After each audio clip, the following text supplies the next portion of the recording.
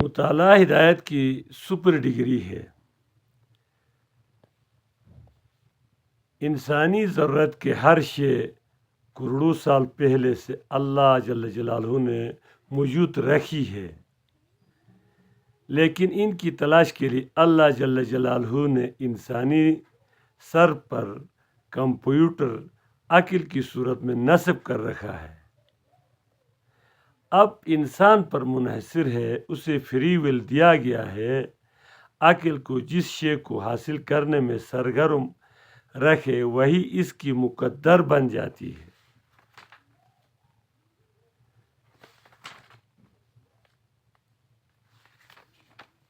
یہ میرے کئی دنوں سے مطالعہ کو آپ سے شیئر کرنے میں تاخیر ہوئی تھی، تو خاص اہم مطالعہ کے مواد آپ کو شیئر کر رہا ہوں، کیونکہ اللہ کا حکم ہے بِنِعْمَتِ رَبِّكَ فَحَدِّثْ۔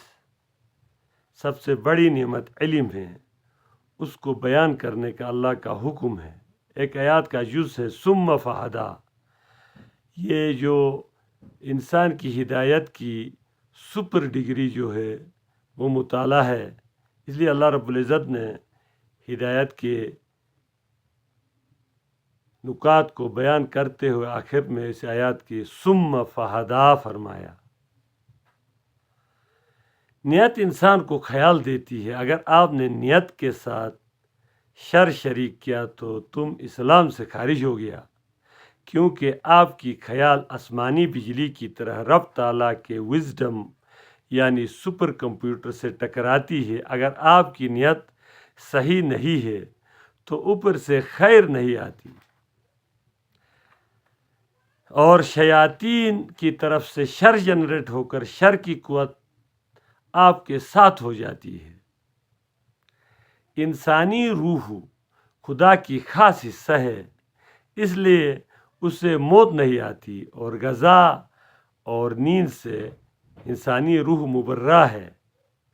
اشیاء میں مشغولیت کی وجہ سے بھول جانے کی صفت روح میں موجود ہے، جبکہ روح میں تینوں زمانے دیکھنے کی صفت اللہ نے موجود رکھی ہے۔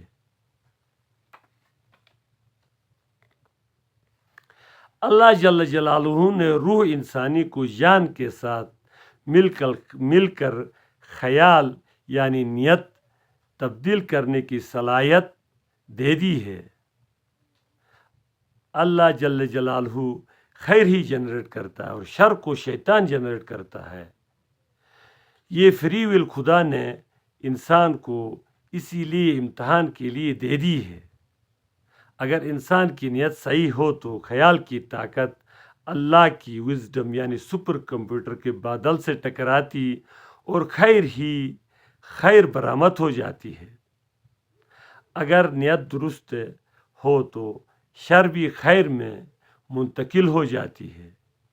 کلمہ نجات لا الہ الا اللہ محمد رسول اللہ صلی اللہ علیہ وآلہ وسلم خیر کی خیال دے کر صاحب حال کی کیفیت انسان کو عطا کرتا ہے، لیکن توجہ دھیان کی معجزہ شامل خیال کر کے لا الہ الا اللہ کو پڑھا جائے۔ والسلام۔